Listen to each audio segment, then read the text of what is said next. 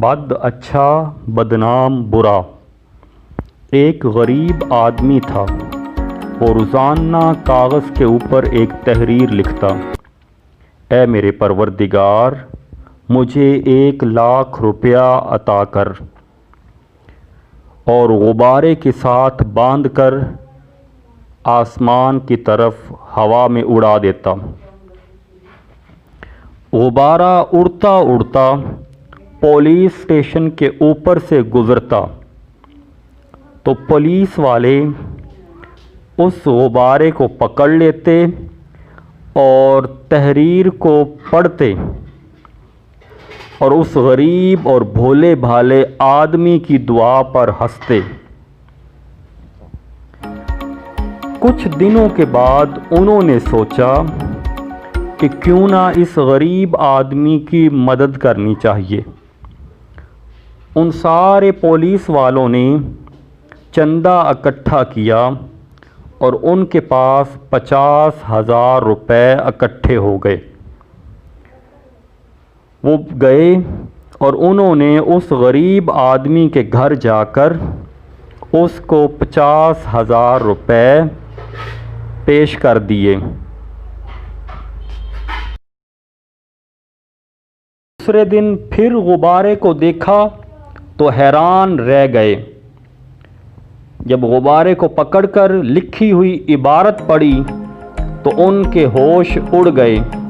اس میں لکھا تھا، پیارے اللہ، تیرا شکریہ، تو نے مجھے پیسے بھیجے، پر اے میرے اللہ، ان پولیس والوں کے ہاتھ نہیں بھیجنے چاہیے تھے، ان حرام خوروں نے آدھی رقم کھا لی۔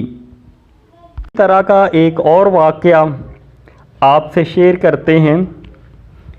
13 سال بعد مقدمے کا فیصلہ ہوا تو جج نے بزرگ کو مبارکباد دی،